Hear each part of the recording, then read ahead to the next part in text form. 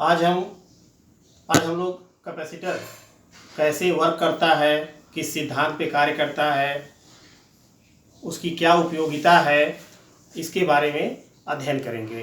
तो आइए आज हम शुरू करते हैं। संधारित्र संधारित्र एक ऐसा संयोजन है जिसमें किसी चालक के आकार में परिवर्तन किए बिना उस पर आवेश की पर्याप्त मात्रा संचित की जा सके। यहाँ पे आप देख रहे होंगे कि ये कुछ कैपेसिटर हैं, सबका शेप अलग अलग है। इसकी वजह से इसकी धारिताएं या इसकी जो चार्ज एक्वायर करने की कैपेसिटी है वह भी अलग अलग है। जैसे अगर हम सिंपल सी बात करें कि अगर कैलकुलेटर खुला हुआ देखें तो उसमें हमें इस तरह के छोटे कैपेसिटर, जिसको कि माइका कैपेसिटर कहते हैं, लगे होते हैं। ठीक इसी तरह से अगर हम कंप्यूटर की बात करते हैं, अगर उसको खुला हुआ कभी देखें आप, तो इसमें देखेंगे इस तरह के सिलिंड्रिकल भी हो सकते हैं। पंखे में आप देखे होंगे जो कैपेसिटर लगा होता है, ये भी सिलिंड्रिकल कैपेसिटर होता है। तो आइए हम चर्चा करते हैं कि कैपेसिटर कैसे चार्ज को एक्वायर करता है और उसका क्या सिद्धांत है। तो कैपेसिटर एक ऐसी युक्ति है जिसमें आवेशित चालक के समीप एक अनावेशित चालक को रख दिया जाए तो आवेशित चालक का विभव कम हो जाता है, और यदि अनावेशित चालक को पृथ्वी से जोड़ दें तो विभव और कम हो जाता है। इस प्रकार आवेशित चालक की धारिता में पर्याप्त वृद्धि हो जाती है। जैसा कि हम लोग जानते हैं कि C = Q/V, तो V की वैल्यू कम होगी तो C की वैल्यू बढ़ जाएगी। इसे आपको एक फिगर के माध्यम से मैं समझाता हूं। ये हमारे पास एक प्लेट है A, और इस प्लेट पर हमने एक आवेश दिया +Q। इसके इनर सरफेस पर +Q अपीयर हो गया। एक दूसरी प्लेट हम ले आते हैं B, जो कि अनावेशित है, और यह A के बगल में रखते हैं कम दूरी पर। तो क्या देखते हैं कि इंडक्शन की सहायता से उसके अंदर वाले हिस्से में माइनस चार्ज और उतना ही बराबर उसके बाहर वाले सिरे पर प्लस चार्ज उत्पन्न हो जाता है। अब माइनस चार्ज अंदर होने की वजह से इसका A का जो विभव है, या कह सकते हैं A और B के बीच जो विभवांतर है, वह कम हो जाता है। B के बाहरी साइड में धनात्मक आवेश है, इसकी वजह से आवेश अपेक्षाकृत माइनस की तुलना में प्रभाव कम डालता है। अर्थात आप कह सकते हैं कि A और B के बीच विभवांतर अपेक्षाकृत कम हो जाता है, जिससे और चार्ज हम A को दे सकते हैं। ठीक इसी प्रकार अगर B के बाहरी सिरे को ग्राउंड या अर्थ कर दें तो बाहरी सिरे पर उत्पन्न सभी चार्ज ग्राउंड से इलेक्ट्रॉन आकर के निरस्त कर देते हैं, न्यूट्रलाइज कर देते हैं, जिसकी सहायता से A और B के बीच अब विभवांतर पहले की तुलना में और कम हो जाता है। और इस तरह से आप कह सकते हैं कि C = Q/V से इसकी कैपेसिटी और बढ़ जाती है। कैपेसिटर कई तरह के होते हैं, ये इस पे डिपेंड करता है कि उनकी शेप और साइज क्या होती है। तो आइए जो है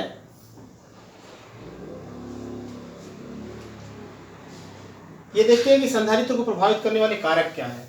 प्लेट के क्षेत्रफल की एरिया जितनी अधिक होगी उस पर आवेश उतने अधिक संचित किए जा सकते हैं। प्लेटों के बीच की दूरी कम होनी चाहिए, जितनी कम दूरी होगी उतना ही दोनों प्लेटों के बीच का विभवांतर कम होगा। प्लेटों के बीच के माध्यम पर दोनों प्लेटों के बीच यदि कोई परावैद्युत पदार्थ भर दिया जाए तो उसकी चार्ज एक्वायर करने की कैपेसिटी और बढ़ जाती है। समांतर प्लेट संधारित्र की धारिता कैसे ज्ञात करेंगे? तो ये दो प्लेट है X और Y। X प्लेट को +Q आवेश दिया गया है, अंदर वाले सरफेस पर +Q चार्ज अपीयर हो गया। इंडक्शन से अंदर की तरफ Y प्लेट पर अंदर की तरफ नेगेटिव और बाहर अर्थ कर दिया गया है, तो अर्थ किया हुआ चार्ज डिसअपियर हो गया। अब अगर हम यहाँ पे इलेक्ट्रिक फील्ड देखें तो x के लेफ्ट साइड और y के right side electric field zero होगी, अर्थात x और y के बीच में ही इलेक्ट्रिक फील्ड होगी। तो इलेक्ट्रिक फील्ड कितनी होगी? दोनों प्लेटों के बीच वैद्युत क्षेत्र E equal to sigma upon K epsilon naught. Sigma surface charge density है जिसकी वैल्यू Q बाई A होती है, अर्थात E equal to Q upon K epsilon naught A। दोनों प्लेटों के बीच की दूरी D और विभव V है, तो E equal to V by D से V equal to ED value put कर देंगे और फिर फाइंड करेंगे आप C equal to Q by V, that is K epsilon naught A by D। दोनों प्लेटों के बीच अगर माध्यम है तो K epsilon naught A by D, और अगर कोई माध्यम नहीं है, वायु है या निर्वात है, तो उसके लिए K की वैल्यू 1 होती है और इस तरह से फार्मूला मिल जाएगा C naught equal to epsilon naught A by D। Parallel plate capacitor with dielectric, दोनों के बीच में अगर हम डाई इलेक्ट्रिक मटेरियल भर देते हैं, जैसे यहाँ पर दिखाया गया है कि ये जो ग्रीन पोर्शन आप देख रहे हैं ये डाई इलेक्ट्रिक सब्सटेंस भरा गया है। ये प्लेट 1 है और ये प्लेट 2 है, ये प्लेट 1 है और ये प्लेट 2 है, इसके बीच में डाई इलेक्ट्रिक भरा गया है। अब कैसे फाइंड करेंगे? ये देखिए, इसको 60 में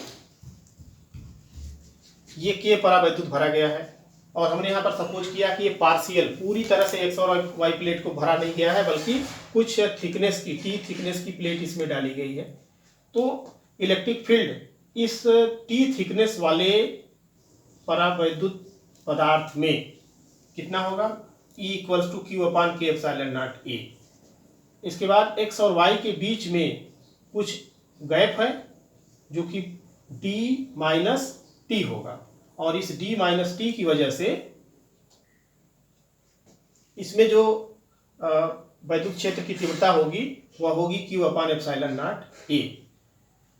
दोनों प्लेटों के बीच विभवांतर V हो तो V इक्वल्स टू दोनों क्षेत्र को जो है जोड़ देंगे, जोड़ने के बाद आपको ये मिल जाएगा V equal to Q upon epsilon naught A D minus T plus T by K, और आपको पता है कि C equal to Q by V, तो C equal to epsilon naught A upon D minus T plus T by K, ये formula मिल गया। अब इसके बहुत से केसेस हैं। यदि प्लेटों के बीच पूरे स्थान में परावैद्युत हो, अर्थात T बराबर D, अगर T बराबर D पुट कर दें तो ये टर्म कैंसिल हो जाएगा। C equals to epsilon naught A upon T by K ऊपर चला जाएगा, that is C equal to K epsilon naught A by D। यदि प्लेटों के बीच T मोटाई की धातु की पट्टी, तो धातु की पट्टी के लिए K की वैल्यू या परावैद्युतांक इन्फिनिटी होता है या इनफाइनाइट होता है, तो C equal to epsilon naught A by T minus D। अगर K1 K2 परावैद्युतांक की पट्टियां T1 T2 T3 मोटाई की अगर रखी गई हो तो ये फार्मूला हो जाएगा C equals to epsilon naught A upon D minus T की जगह पर T1 plus T2 plus T3 dot dot और plus T1 by K1 plus T2 by K2 plus T3 by K3 जहाँ तक टर्म होगा, और इसमें T1 plus T2 plus T3 plus dot dot ये जो टोटल वैल्यू है यह D के बराबर होगी। गोलीय संधारित्र स्फेरिकल कैपेसिटर, स्फेरिकल कैपेसिटर में आप देखें दो सकेंद्रीय खोखले गोले रखे गए हैं, दोनों में अंदर वाले पर एक Q चार्ज दिया गया। इस Q चार्ज की वजह इसके बाहरी सतह पर फैल जाएंगे और दूसरे में उतने ही बराबर और विपरीत आवेश उत्पन्न होंगे इंडक्शन के थ्रू, और बाहर की तरफ ग्राउंड है। अब इस प्लस Q आवेश के कारण इसके केंद्र पर विभव होगा VA equal to 1/4 pi epsilon naught Q by A, और इसी तरह से बाहरी आवेश के कारण B त्रिज्या के गोले पर होगा VB equal to 1/4 pi epsilon naught minus Q by B। वैद्युत विभव अदिश राशि है, इसके लिए इसके केंद्र पर वैद्युत विभव को आप सम कर देंगे अलजेब्राइक, तो 1/4 pi epsilon naught Q by A minus 1/4 pi epsilon naught Q by B, solve करिए 1/A minus 1/B, that is B minus A upon AB। V equals to this much, तो Q by V equal to 4 pi epsilon naught AB upon B minus A, और Q by V की value होती है C।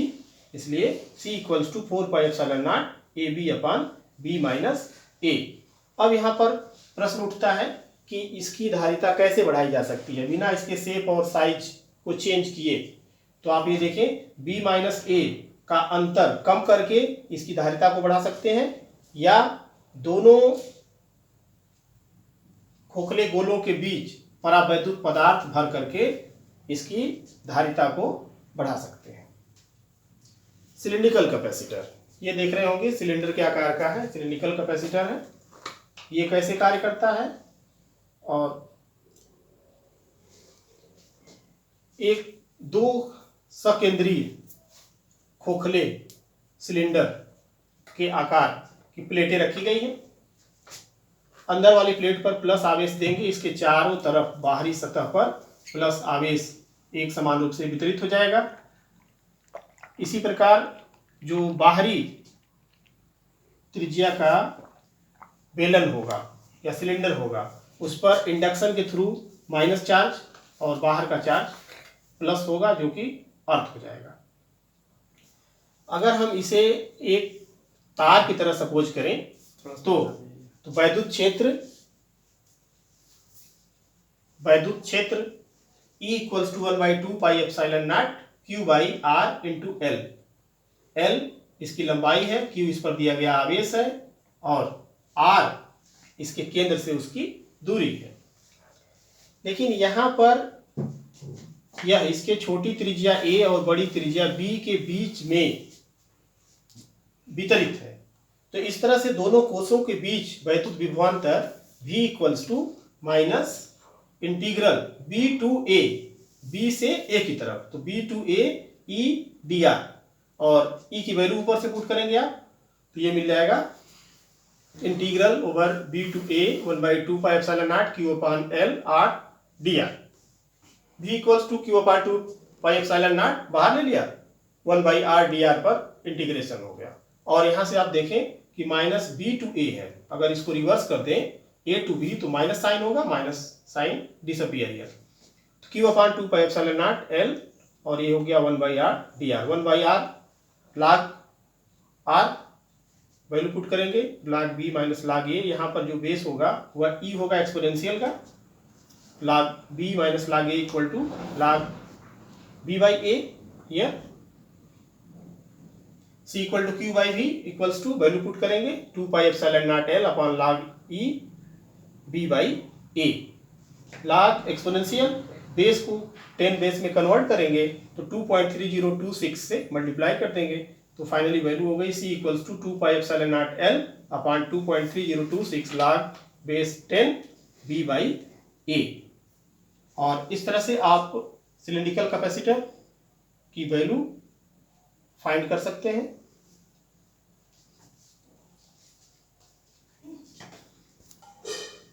यदि यह video आपको पसंद आई हो तो लाइक और सब्सक्राइब कर दें। इसका डिटेल PDF डिस्क्रिप्शन में लिंक दिया गया है।